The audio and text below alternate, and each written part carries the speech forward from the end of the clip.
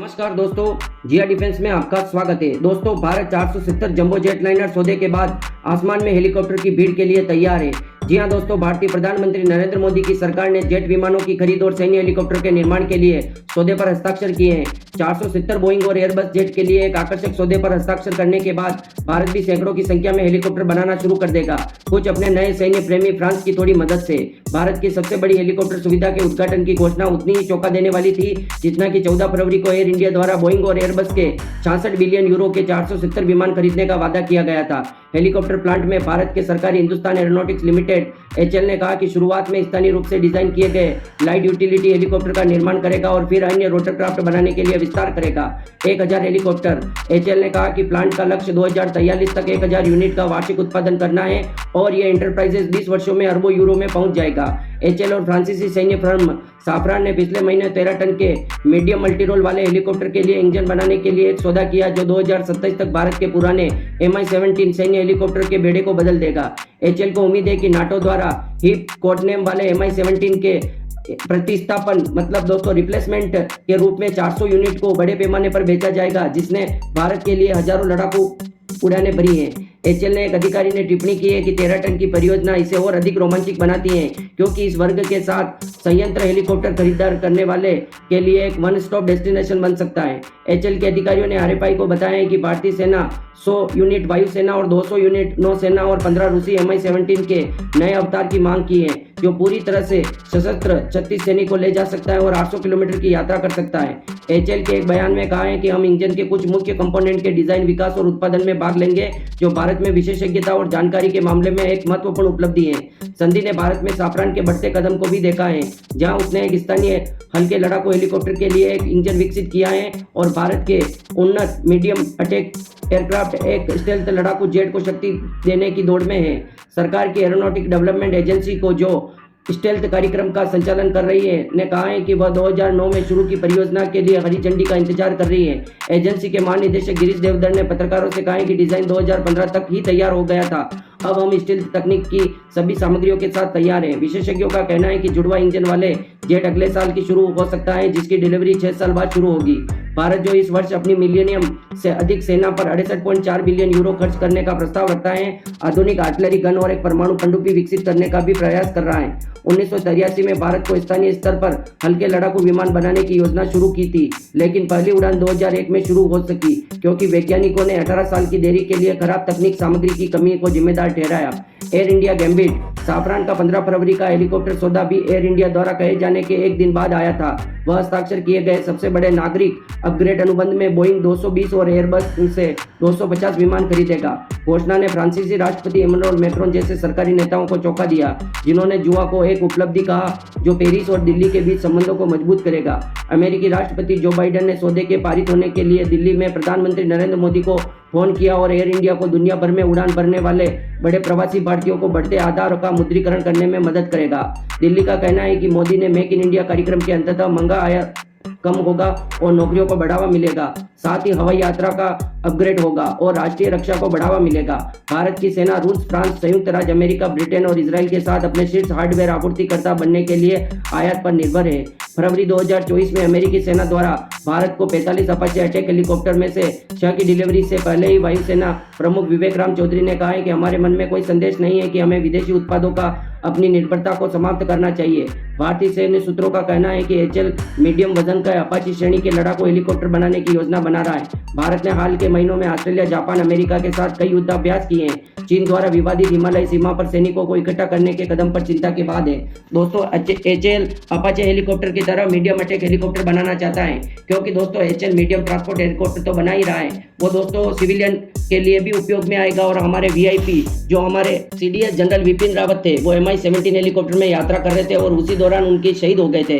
तो दोस्तों इस तरह के हेलीकॉप्टर से खतरा बना रहता है, चाहे हमारे प्रधानमंत्री हो या राष्ट्रपति हो या कोई सैन्य अधिकारी हो, उनके लिए इस तरह के सिविलियन या जो हम बनाने वाले हैं मीडियम ट्रांसपोर्ट 13 टन के इस तरह के हेलीकॉप्टर की आवश्यकता है। Mi-17 हेलीकॉप्टर की टेक्नोलॉजी बहुत पुरानी हो चुकी है हैं और उनकी हालत जर्जर है, वो कभी भी खत्म हो सकते हैं। तो दोस्तों इस तरह की रिस्क नहीं लेनी चाहिए। और दोस्तों हम कब तक अपाचे हेलीकॉप्टर भी खरीदते रहेंगे? एचएएल ने बिल्कुल सही कहा है। हम एचएएल अब अपाचे हेलीकॉप्टर की तरह, हमने अभी लाइट अटैक हेलीकॉप्टर बनाया प्रचंड, उसी की तरह हम मीडियम अटैक हेलीकॉप्टर बनाने वाले हैं अपाचे की तरह, जो पूरी तरह से स्टेल्थ टेक्नोलॉजी होगी। और दोस्तों जुड़वा इंजन वाले हम एमका एयरक्राफ्ट पर भी काम कर रहे हैं, जो पूरी तरह से स्टेल्थ होगा और 5.5 जनरेशन का होगा। इसके अलावा दोस्तों आपको पता है जो 250 हमने एयरबस को ऑर्डर दिए हैं और 250 ही बोइंग को ऑर्डर दिए। 250 ऑर्डर देने पर फ्रांस के राष्ट्रपति इमैनुअल मैक्रोन ने आके नरेंद्र मोदी जी को फोन किया और उनको बहुत बहुत धन्यवाद कहा और कहा कि हमारे यूरोपियन कंट्री में लाखों लोगों को रोजगार मिलेगा आपकी वजह से।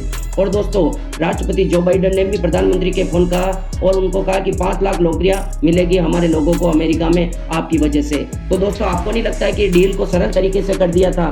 अगर प्रधानमंत्री चाहते तो इस डील को और भी थोड़ी डिफिकल्ट बना सकते थे।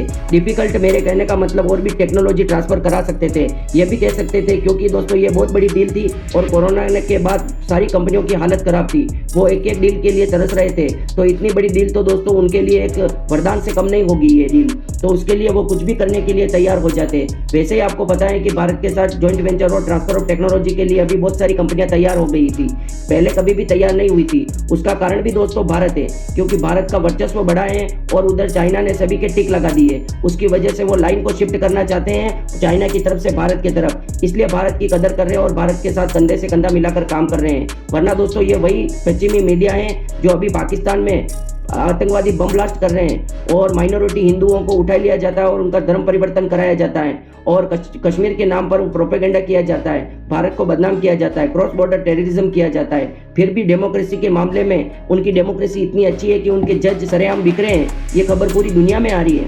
उसके बावजूद डेमोक्रेसी के मामले में भारत से ऊपर रखा है इन पश्चिमी देशों की कंपनियों ने।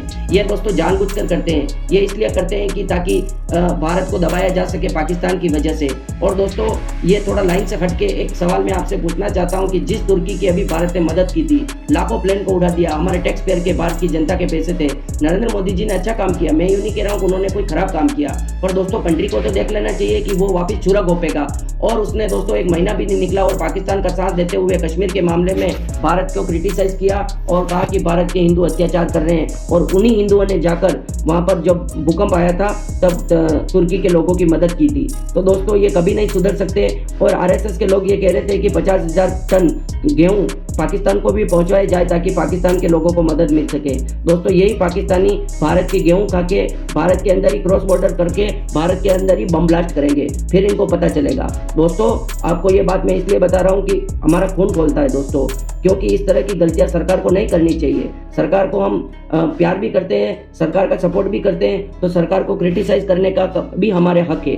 दोस्तों अब हम बात करते हैं 250 ऑर्डर एयरबस के और 250 ऑर्डर बोइंग के। दोस्तों अगर ज़्यादा नहीं कर सकते तो प्रधानमंत्री जी ये तो कह सकते थे, क्योंकि हमारे को अभी 1500 की संख्या में दोस्तों मीडियम पैसेंजर एयरक्राफ्ट की आवश्यकता है, जो हमारे इंडिया में घूमने के लिए, मतलब राज्यों से राज्यों में घूमने के लिए हमारे को 1500 एयरक्राफ्ट की आवश्यकता है। दोस्तों इन दोनों कंपनियों को कहते हैं कि आप एक एयरक्राफ्ट की transfer of technology with engine हमारे को दोगे और वो इंजन भारत में बनेंगे, उनका जितना भी खर्चा आएगा बाहर वहन करेगा। दोस्तों आपको पता है चाइना और रशिया दोनों अपने ट्रांसपोर्ट एयरक्राफ्ट खुद वहन करते हैं। चाइना के पास अपने पैसेंजर एयरक्राफ्ट खुद निर्माण करता है और खुद उसके पास ट्रांसपोर्ट एयरक्राफ्ट है, वो यूरोपियन कंट्री पर निर्भर नहीं रहता। अभी आपको पता है रशिया को स्विफ्ट सिस्टम से बाहर निकाल दिया गया। इसी तरह चाइना के साथ भी ऐसा कभी हो सकता है, पर उनको घंटा फर्क नहीं पड़ेगा क्योंकि उनके पास टेक्नोलॉजी है। पर दोस्तों भारत के पास अभी भी हम समझ रहे हैं कि हम बहुत आगे निकल गए, मेक इन इंडिया के तहत भारत के पास बहुत टेक्नोलॉजी आ चुकी है। दोस्तों अभी तक हमने केवल F414 केवल एक इंजन की टेक्नोलॉजी ट्रांसफर की है, वो भी अभी तक भारत के पास नहीं आई है, वो भी आने वाली है। तो दोस्तों अगर एक एक पैसेंजर एयरक्राफ्ट भी हम अलग अलग तरीके की साइज के हम ट्रांसफर ऑफ टेक्नोलॉजी के तहत भारत में बनाते या इन कंपनियों को कहते तो मुझे नहीं लगता है कि ये कंपनियां मना कर सकती थी। और जिस तरह से साफरान हमारे हेलीकॉप्टर इंजन के साथ अभी हेलीकॉप्टर इंजन बनाने के लिए तैयार हो गए, हमारे 13 टन के हम ट्रांसपोर्ट हेलीकॉप्टर बना रहे हैं, उसके लिए इंजन की आवश्यकता है, तो साफरान IP राइट्स देने के लिए तैयार हो गई। उसी तरह से दोस्तों पैसेंजर एयरक्राफ्ट के भी IP राइट्स देने के लिए तैयार हो जाती, मगर दोस्तों हमारे प्रधानमंत्री को चढ़ा दिया गया ये आप सोच सकते हैं कि बहुत दिमाग होता है इनके पास, बहुत विदेश मंत्री होते हैं, इनकी पूरी टीम होती है। फिर भी दोस्तों पश्चिमी कंट्रियाँ तो पश्चिमी कंट्रियाँ हैं, उन्होंने फ़ोन कर करके मोदी जी को इतना ऊपर चढ़ा दिया और ये डील मतलब केवल पैसों के जरिए ही केवल कर दी गई, जबकि इस डील के जरिए हम क्या क्या नहीं कर सकते थे दोस्तों। और ये पश्चिमी देश हमारी मदद कर रहे हैं और हमारे कंधे से कंधा मिलाकर काम कर रहे हैं, ये भी इनकी मजबूरी है, क्योंकि ये चाइना के साथ नहीं कर सकते। चाइना के साथ इनको डर है। चाइना दोस्तों अमेरिका में अपने पुलिस स्टेशन खोल के अमेरिका के ऊपर राज कर रहा है, ये हालत है चाइना की। और चाइना के कुछ नहीं कर पा रहा है अमेरिका, केवल भारत के पीछे बंदूक लेके खड़ा है, भारत के ऊपर अटैक कर रहा है, फिलीपींस के ऊपर अटैक कर रहा है, कभी वो ऑस्ट्रेलिया को हड़का देता है। हमारे हिंदू मंदिर पर ऑस्ट्रेलिया पर हमला हुआ, इंग्लैंड में हुआ, अमेरिका पे हुआ, क्या कर लिया। ऑस्ट्रेलिया तो कहता है हम क्वाड के पार्टनर है, वो कहता है हम आपके स्ट्रेटेजिक पार्टनर है, अमेरिका कहता है। एक भी दोषी को सजा हुई क्या? कुछ नहीं हुआ दोस्तों। तो ये हमारे लिए बहुत दुख की बात है। हमारे को विवेक से काम लेना चाहिए और अभी भी इनके साथ टफ नेगोशिएट करनी चाहिए, तभी जाके हमारे को टेक्नोलॉजी मिलेगी और तभी भारत का विकास होगा। अभी दोस्तों हम दूसरी दुनिया से 20 साल पीछे हैं चाइना से, ये बात को सोच कर रखनी चाहिए। हाँ, हमें खुश भी होना चाहिए कि मेक इन इंडिया के तहत हम आगे बढ़ रहे हैं, ऐसे ही आगे बढ़ना चाहिए, पर हमारी रफ्तार अभी भी धीमी है। हम हमारी बराबरी किससे करते हैं? पाकिस्तान से। क्या बराबरी करनी पाकिस्तान से? पाकिस्तान एक आतंकवादी देश है। हमारे को बराबरी करनी है तो चाइना से करो, अमेरिका से करो, यूरोपीय कंट्री से करो, फ्रांस से करो, जर्मनी से करो।